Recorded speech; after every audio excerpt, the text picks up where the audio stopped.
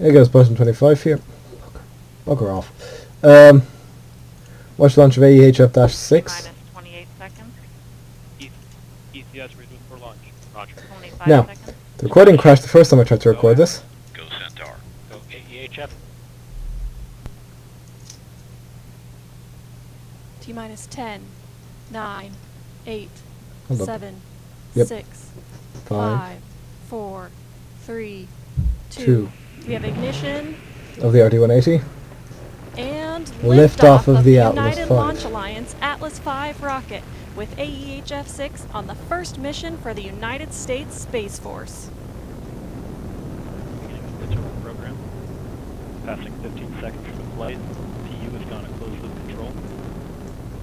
So basically this is a high frequency communication satellites that allow The RD-180 the military 67% of thrust. both the United States Good. and some allied countries such as the Royal Netherlands, Passing 30 seconds. Armed Forces, the British Armed Forces and the Australian Armed 35 Forces. seconds into flight. Mach 1. Atlas 5 is now Just there. supersonic. Engine operating parameters look nominal.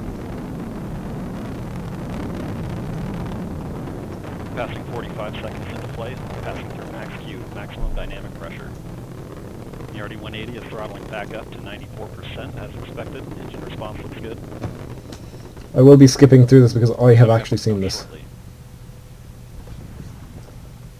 So you will be getting the highlights, essentially. And we have burnout on all 5. This is the final launch of this, although one little thing that I find quite Following SRB burnout. amusing, once you see, Standing by for SRB jettison shortly.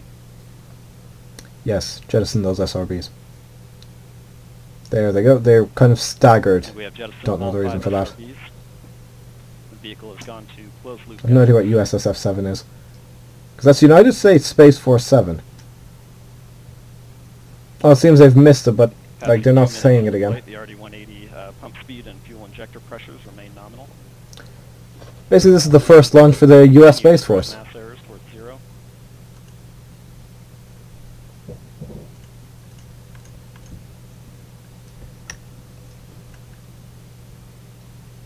Yeah, that's the fairing separations.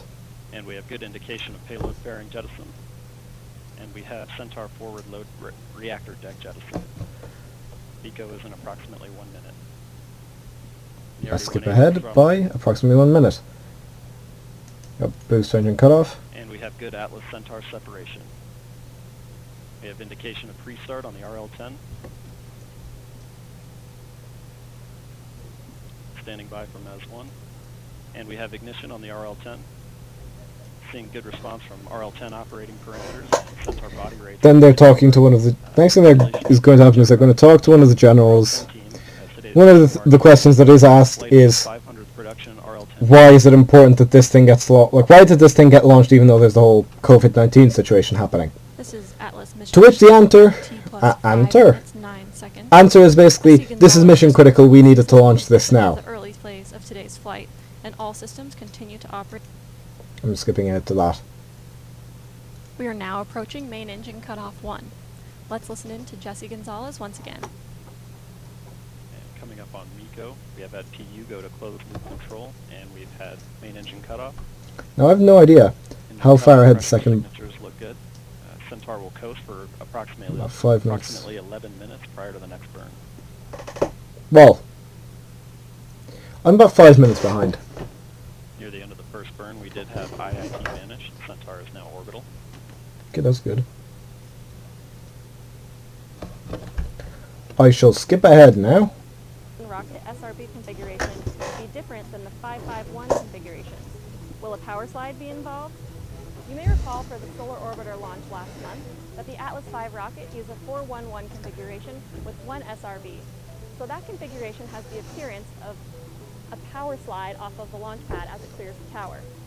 So for today's launch, the Atlas V will be in a 551 configuration with 3 SRBs on one side and 2 on the other. So you still will have that asymmetric thrust. However, because this has much higher thrust and will come off the launch pad quicker, you probably won't notice the same amount of slide as you would for the 411 configuration. The next question is, what is the type of orbit AEHF-6? Well, the one this is being put into is geostationary transfer orbit. The Atlas V rocket will deliver AEHF-6 into a high-energy geosynchronous transfer orbit. So So this orbit has a higher perigee and a lower inclination than a typical GTO orbit, which is why it takes about 6 hours to complete this mission. This specific customized orbit allows the satellite to get into its geosynchronous orbit that's operational at about 22,000 miles above the Earth. We can do that in less time and with less fuel, which adds critical flexibility to this mission. The next question is, how does the second stage Centaur RCS system work? Presumably code guess. So the reaction control system on the second stage I'm uses guessing, I have no tiny idea. thrusters positioned on Centaur to orient and guide the stage through space. I'm going to say a substantial number. Fourth launch of Centaur. Centaur uses stainless steel walls that are thinner than a dime, which was one of the key features that makes it the highest performing upper stage in the You world. haven't answered the question. What are the general steps in assembling the vehicle and moving it to the launch pad? So the Atlas Now, I presume a rocket good today chunk of and these, the Vulcan Centaur rocket what's of it the called, future these questions were sent in by uses KSP players. concept of operations here at Cape Canaveral Space Launch Complex 41. So the different elements of the rocket, the stages, the payload, SRBs, are all assembled atop the mobile launch platform And then rolled inside out the vertical to the integration pad. facility, which you can see behind me, about 1/3 of a mile away from the center of the pad. After all of the systems have been tested, the 200-foot stack makes the journey to the center of the pad.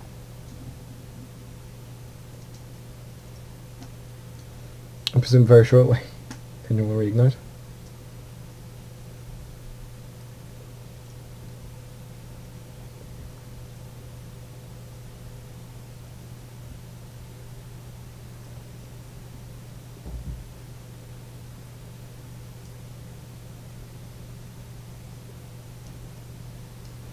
So now it is very much a case of just wait for the second burn.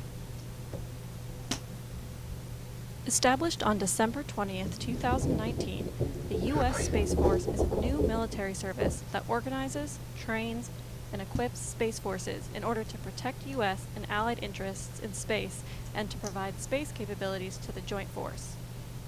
ULA's launch today of the AEHF-6 Thank you, satellite Steam, is the first for the mission random Space pop-up. Force Command. Here's a message from Tori Bruno, ULA's president and CEO, on this historic event. I wanted to say congratulations to the newly formed United States Space Force and to say how excited we are to fly the very first mission for the Space Force.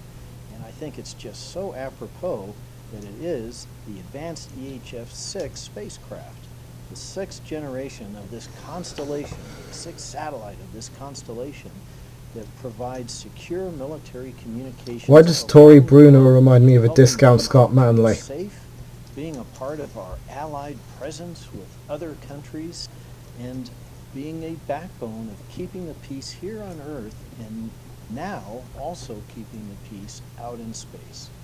We are pretty excited to fly this at ULA. We care a lot about these missions. We understand them. We know how important they are, and we are all about their mission success. So now I have really just three things to say. Go Atlas. Oh, go only Space, now have I noticed the go Kerbal in the Space. background. Yep, that's definitely Jeb. Now, how much longer until you start this engine? And we have LH2. So yes, Start on now that I saw Jeb in the background, yes, definitely. Discount Scott Manley.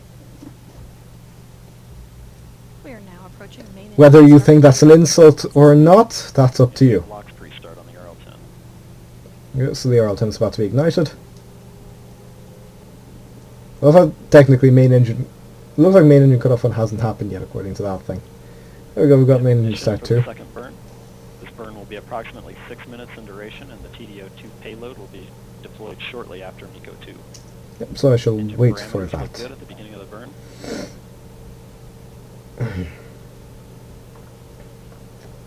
Basically, everything is fine. Atlas Nothing to worry about. control at T plus 23 minutes 7 seconds. We just heard confirmation of the second main engine start. Main engine cutoff 2 is planned to occur in approximately 6 minutes. While we wait, I wanted to give our audience an update today on the progress of ULA's new rocket, the Vulcan Centaur. Over the last year, we've made steady progress towards a first flight in 2021. Last spring, we completed the system critical design review and transitioned into building hardware in our factory in Decatur, Alabama. The structural test booster was completed last summer and moved to our partners at Dynetics for testing. In parallel, modifications were made to Space Launch Complex 41 here at Cape Canaveral to accommodate the larger Vulcan Centaur rocket. Those That's modifications definitely interesting. included larger fuel storage tanks and increasing the capacity of the acoustic water suppression system. In the vertical integration facility, Nicknamed light Niagara, I poles were believe. extended, and in the Spaceflight Processing and Operations Center, a second mobile launch platform was constructed to enable both Atlas V and Vulcan Centaur launches from Slick 41, an industry first. Finally, production continues in Decatur for the first 2 Vulcan Centaur flights, launching Astrobotic's Peregrine Lunar Lander and Sierra Nevada's Dream Chaser to the International Space Station. Good for them.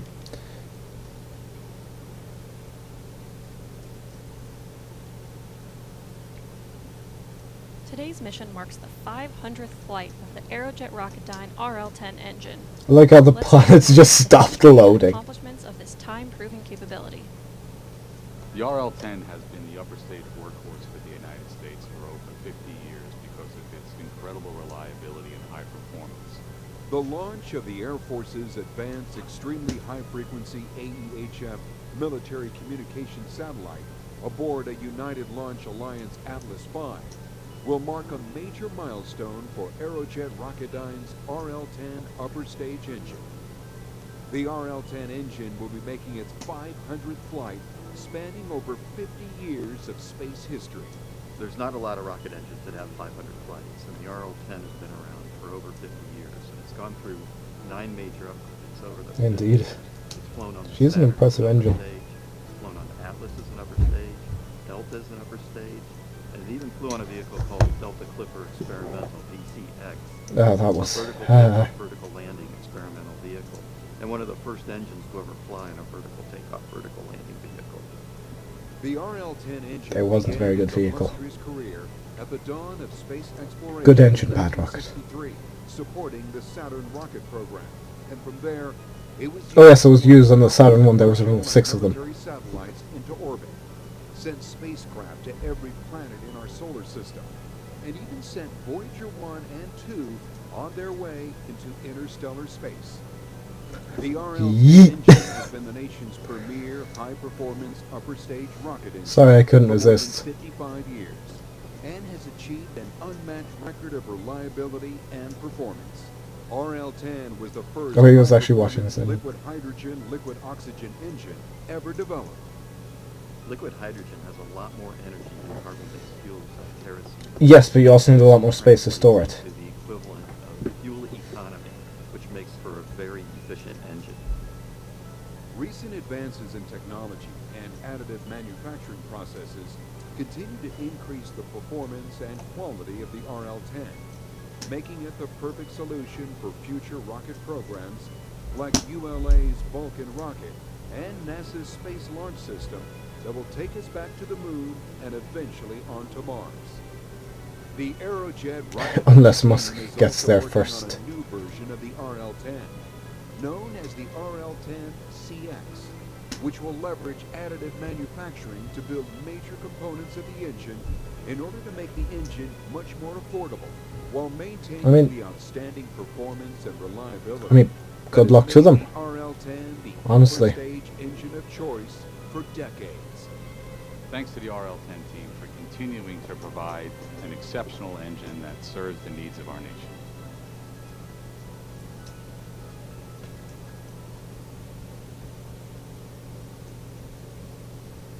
Jesus Christ, the lag on this thing. Right, how much time until Miko 2? Approximately 1 minute remaining in the burn. Continuing Thank you, good sir. performance of the new system, very low mass errors. Yeah, that timing.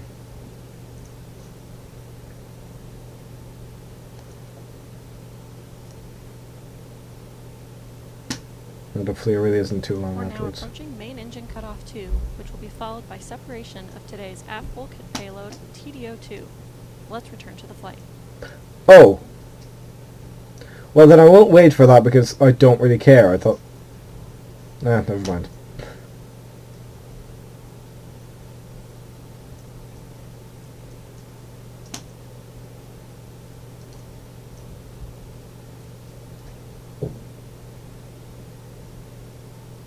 Standing by for Miko 2 shortly.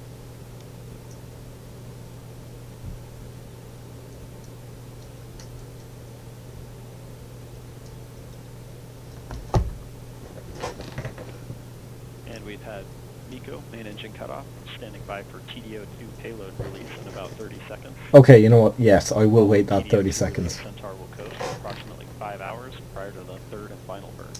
Alright, so this isn't just transfer, but it is actually putting it all the way into an orbit. Fair enough. To a geosynchronous orbit. Just like to clarify the difference between geosynchronous and geostationary.